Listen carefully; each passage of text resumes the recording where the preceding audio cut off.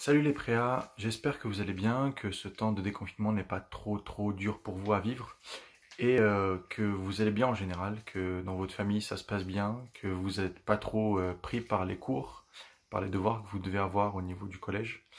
La vidéo d'aujourd'hui va traiter d'un sujet qui a été demandé par un d'entre vous, mais surtout par d'autres aussi il y a quelques temps. C'est un sujet qui pourrait toucher beaucoup d'entre vous. J'espère vraiment que ça va vous parler, que ça va vous interpeller. C'est les addictions. Je vais déjà vous donner la définition de l'addiction, de ce qu'est une addiction. Et ensuite, je vais vous témoigner de ce que moi j'ai vécu par rapport à ça. Parce que du coup, j'ai quand même vécu un truc par rapport à ça.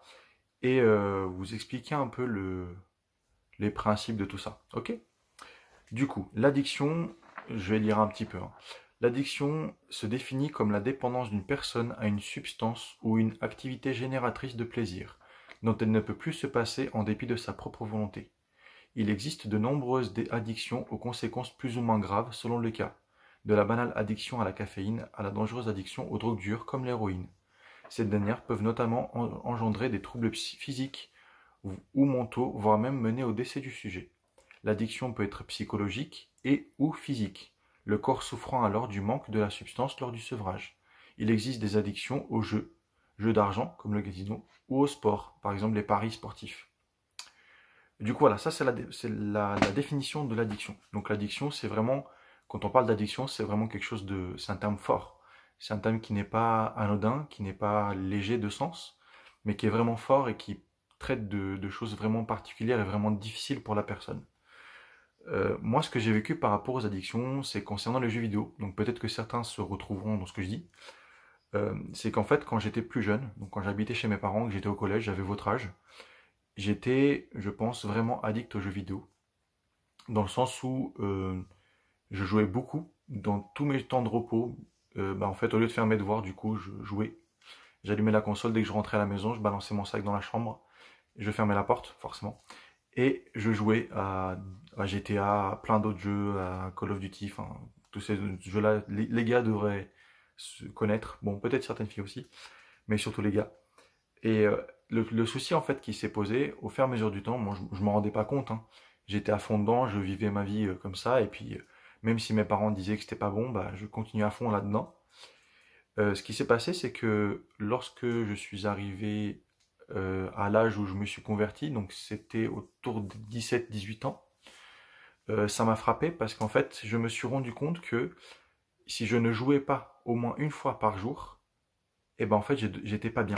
Mais pas bien dans le sens où je devenais violent envers les membres de ma famille, les proches qui étaient autour de moi. J'étais pas bien physiquement même, je sais pas, je me sentais pas bien. J'étais pas en forme, je voulais rien faire d'autre. Et du coup, il fallait absolument que je joue à un jeu vidéo. Et il y a aussi un autre point, c'est que j'étais capable de finir un jeu quand j'achetais de nouveaux jeux. J'étais capable de les finir. Enfin, je ne dormais pas en fait la nuit tant que je ne finissais pas le jeu. Donc j'allais en cours dans la journée. Et quand je rentrais, vu que la console était dans ma chambre, j'allumais la console pendant que tout le monde dormait et puis je jouais. J'étais à fond dedans. Et, euh, et du coup, en fait, à un moment donné, je me suis rendu compte que euh, il fallait faire un choix, soit la console, soit Dieu. Bah, j'ai choisi de suivre Dieu, donc du coup, bah, le choix était vite fait pour moi. Mais ça a été très difficile. J'ai eu un temps où je venais de me marier avec Sarah, et je lui avais demandé d'être un peu ma partenaire, entre guillemets, de ça, pour m'aider à m'en sortir de là-dedans. Et du coup, je lui avais dit, bah écoute, tu changes tous les mots de passe de l'ordinateur, de tout, comme ça, j'aurai pas accès. Et tu me dis surtout pas le mot de passe. Bon, ce que Sarah avait fait et que je ne savais pas, c'est qu'elle a mis le mot de passe qu'elle a mis, c'était un verset de la Bible, mais un verset bien particulier. Donc du coup, sachant qu'il y a énormément de versets dans la Bible, c'est compliqué de trouver le mot de passe. Ça m'aurait pris plusieurs jours, voire des mois. Et le souci, c'est qu'en fait, le premier jour, ça a été. Par contre, dès le deuxième jour, j'avais tellement besoin d'aller sur l'ordinateur pour jouer, pour, euh, pour faire mes trucs, que du coup, par tous les moyens, j'ai cherché à trouver le mot de passe. Et là, c'est vraiment honteux enfin, c'est bizarre de vous dire ça, mais j'avais la honte. Je me sentais tellement mal.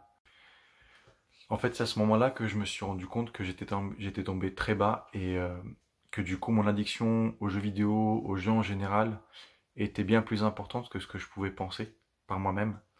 Et, euh, et du coup, voilà, donc c'est ce que j'ai vécu à ce moment-là.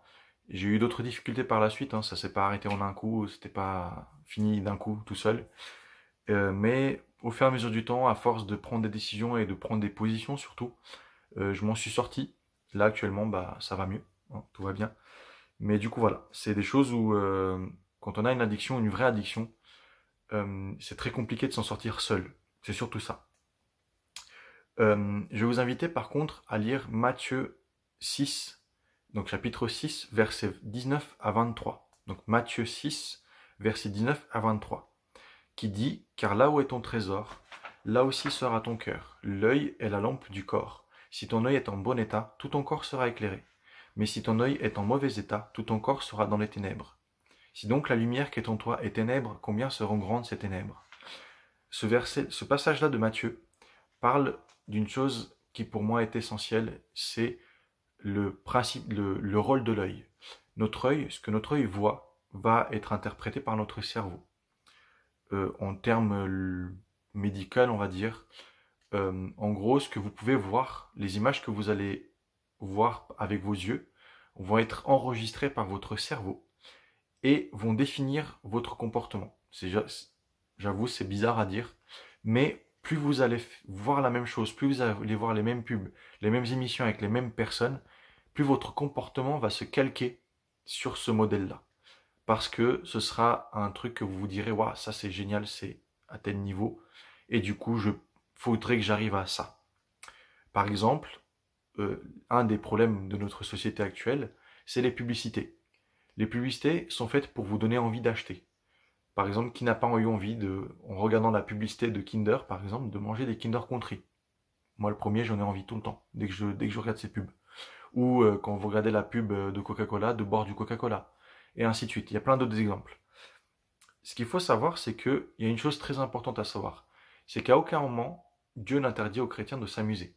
À aucun moment, Dieu nous interdit de regarder la télé, de jouer aux jeux vidéo, de jouer à des jeux tout simples. Par contre, nous devons faire attention à ce qu'on regarde et à ce qu'on met devant nos yeux. Parce que ce que nos yeux vont voir va nourrir notre âme. Et surtout, autre chose, ce qui est important, c'est que nous devons faire attention à ce qui nous nourrit. C'est-à-dire que si la télé, les jeux vidéo, les livres par exemple, prennent trop de place et qu'il n'y a plus de place pour Dieu, bah c'est que dans notre choix de vie chrétienne, on a peut-être fait un mauvais choix à un moment donné qui nous a amené à ça.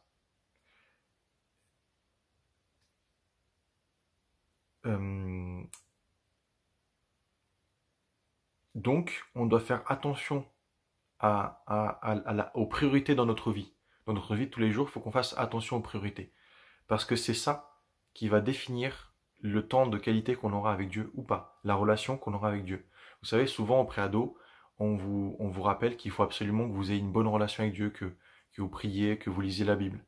Ces temps-là, on ne peut pas le prendre. Ce temps-là, on ne peut pas le prendre de relation avec Dieu s'il y a d'autres choses qui prennent le pas sur ça. C'est-à-dire que si on a, admettons, je sais pas moi, pendant 4 heures dans la journée, on joue aux jeux vidéo, on lit des livres, on regarde des séries, ça c'est, pour certains, ça peut parler, et c'est pas possible de trouver du temps pour autre chose. Parce qu'il y a les devoirs, parce qu'il y a les choses que les parents vous demandent, parce qu'il y a plein d'autres choses. Et du coup, bah, forcément, si vraiment vous voulez suivre Dieu, et à un moment donné, il va falloir se poser, se dire, ok, qu'est-ce que je peux réduire de mes activités journalières pour laisser du temps avec Dieu? Parce que c'est important pour votre relation, pour notre croissance en tant que chrétien. Il faut savoir aussi une chose, c'est que euh, Dieu n'interdit rien, mais par contre, il nous met en garde. Il nous met en garde contre l'abus de ces choses-là. Contre le fait que si on en abuse trop, bah, toutes ces choses-là, même si c'est des petites choses qu'on se dit, bah, c'est insignifiant, c'est rien, c'est des jeux vidéo, c'est de la télé, c'est des séries, c'est pas grave, j'arrête quand je veux. Bah, même si c'est ça, ça reste quand même des choses qui nous tiennent éloignés de lui. Donc à partir du moment où ça nous éloigne de lui, c'est que finalement c'est pas si bon que ça pour nous. Autre chose, c'est que les addictions Donc, ce qui compose les addictions, c'est les divertissements. Et ça, c'est un des plus grands pièges que Satan a pu tendre aux chrétiens en général. C'est-à-dire que c'est tellement facile de se dire, je vais jouer, je vais aller sur la télé, regarder des séries ou des choses comme ça. Et petit à petit, ça va tellement devenir une habitude de vie qu'en fait, vous n'allez même pas vous rendre compte de ce que vous faites. Ça se fera tout seul en fait. Vous allez rentrer chez vous, de l'école ou du collège ou n'importe où. Vous allez poser vos affaires et la première chose que vous allez avoir envie de faire, c'est même pas discuter avec vos parents, c'est d'allumer la télé ou de mettre une série ou de mettre les jeux vidéo ou ainsi de suite. Et du coup, lorsqu'on en arrive là, ça devient une addiction en fait, tout simplement. Euh, et petit à petit, ces addictions-là nous rendent esclaves. Et c'est par rapport à ça que Dieu nous met en garde. Il nous dit pas, ne faites pas ça parce que telle ou telle chose. Il nous dit simplement, attention, si vous ne vous gardez pas de ces choses-là, vous allez en devenir esclave. Et au lieu d'être libre de choisir les choses que vous voulez faire ou pas, et ben en fait votre comportement, votre manière de vivre va être dicté par vos addictions. Et il faut savoir que là je parle des jeux vidéo parce que du coup moi j'ai vécu par rapport aux jeux vidéo, j'ai vécu ça vraiment fort par rapport aux jeux vidéo, mais il y a d'autres addictions où on peut être addict au sport pour certains, on peut être addict aux séries télévisées, à l'alcool, à différentes drogues. Donc il n'y a pas que les jeux vidéo. Même si c'est vrai que les jeux vidéo de nos jours peuvent être une source d'addiction très très facile parce que du coup bah, juste une console allumée et puis on peut jouer avec des potes, on peut faire plein de choses avec. Un des contre-exemples que je voudrais vous donner dans la Bible, et je vous invite vraiment à lire Daniel, c'est juste un livre qui est énormissime. Daniel, c'est un homme juif qui a été déporté de son pays. Donc il y a eu la guerre, son pays a été battu, et le roi de Babylone, donc Nebuchadnezzar, l'a pris, et il en a fait son esclave à la base. Il était jeune à l'époque et il faisait partie un peu de l'élite, on va dire. Donc du coup, il a été éduqué pour être à la cour du roi. Et à l'époque babylonienne, il y avait énormément de choses qui se passaient à Babylone. Il y avait beaucoup de dieux, beaucoup de sacrifices au niveau des viandes et tout ça. Il y avait beaucoup de choses qui étaient contre la volonté de Dieu. Et le choix que Daniel a fait, moi ça m'a toujours fait frapper et c'est toujours quelque chose de très fort, c'est que à aucun moment il a dit à Dieu, moi je vais me garder de ça et je vais être pur. Et lui et ses amis ont fait le choix de ne pas faire pareil que les autres. Et on pourrait se dire, mais le mec en fait il est totalement bizarre parce qu'il se met hors du temps.